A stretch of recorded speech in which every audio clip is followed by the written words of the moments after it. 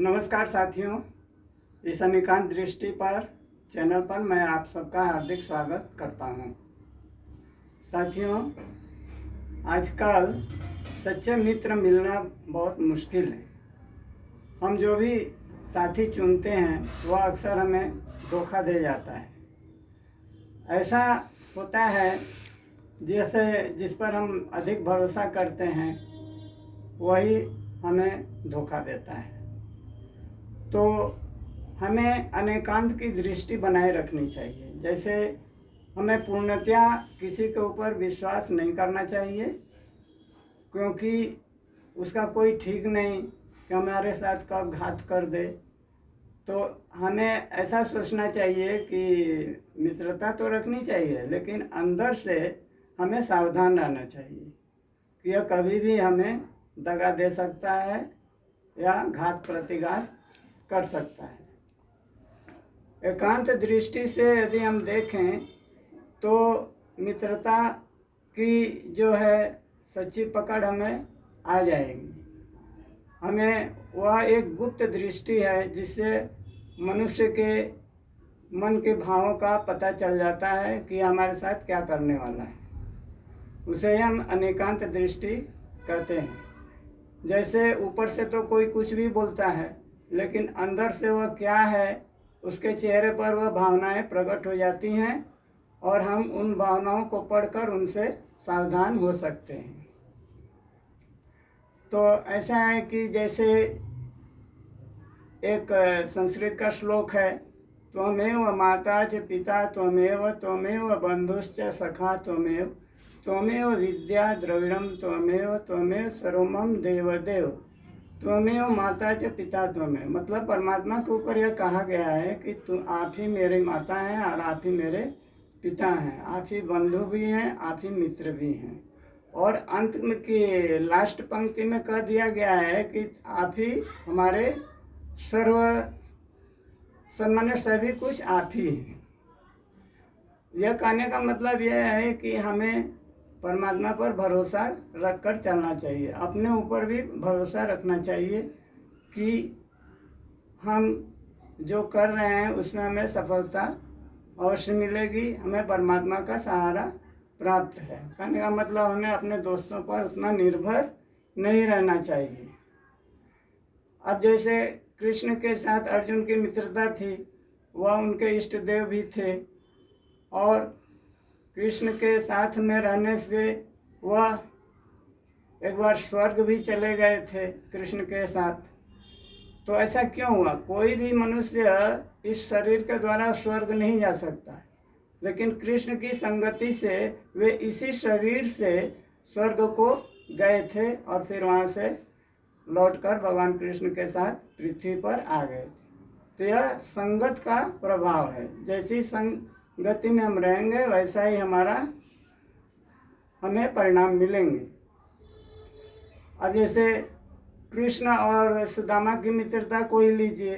कृष्ण और सुदामा में कितनी गहरी मित्रता थी, और जैसे ही कभी सुदामा जी कृष्ण के महल में उनसे मिलने के लिए गए तो कृष्ण उन्हें पहचान गए और उनसे लिपट लिपट कर रोना शुरू किया और उनके चरणों को धोते हैं, उनकी सेवा करते हैं, और जिस सिंहासन पर वह बैठते थे उसी सिंहासन पर सुदामा जी को भी बैठाते हैं। तो यह है सच्ची मित्रता की पहचान, और उनकी अंत में वह सहायता भी करते हैं।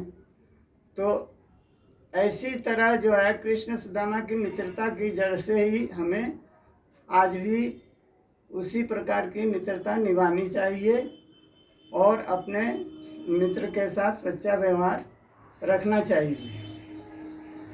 अब जैसे युधिष्ठिर के साथ, महाभारत में युधिष्ठिर के साथ जब ये स्वर्ग को जाने लगे, हिमालय की तरफ गए, तो भीम, अर्जुन, नकुल, सहदेव, द्रौपदी सब रास्ते में ही कालकौलित हो गए।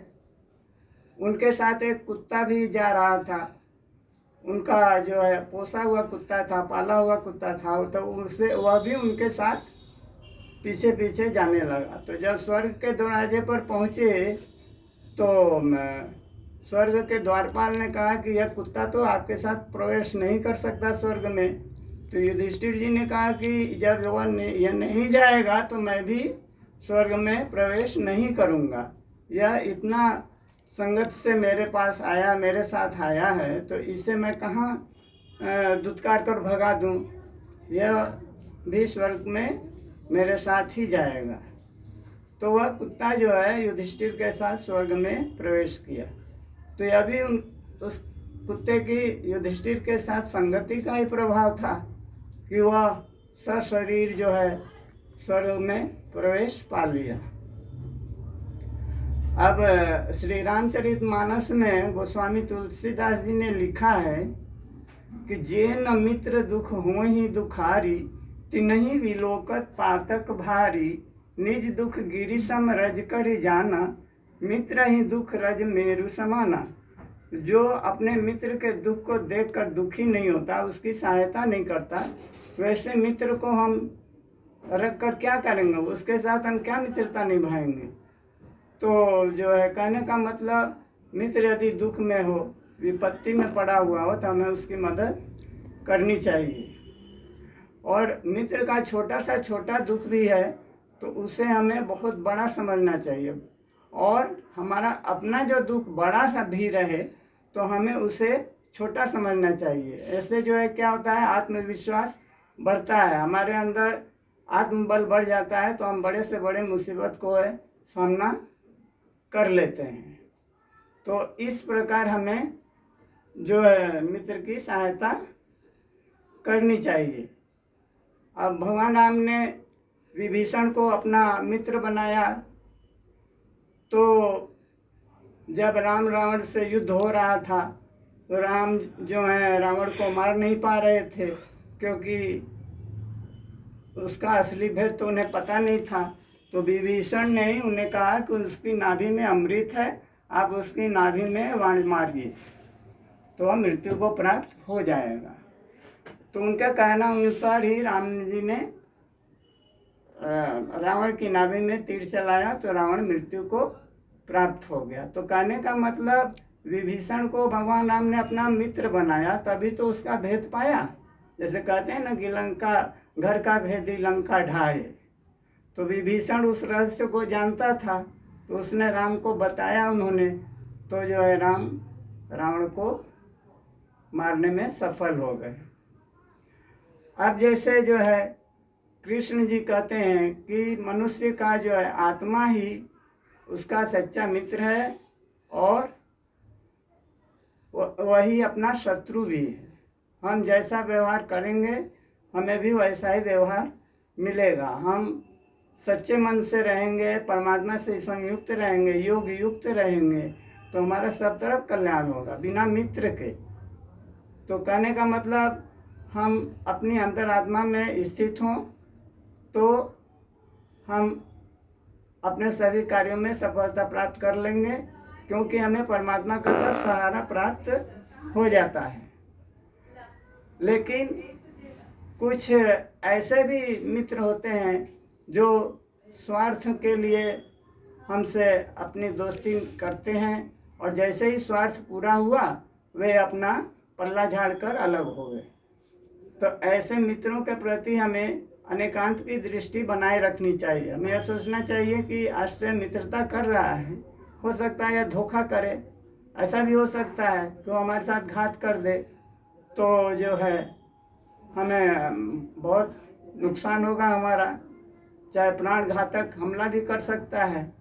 तो कहने का मतलब, अनेकांत की दृष्टि हमें बनाए रखनी चाहिए और उसके साथ मित्रता करते भी रहना चाहिए, लेकिन अंदर से संदेह की दृष्टि रखनी चाहिए कि कहीं यह हमें धोखा तो नहीं दे रहा है।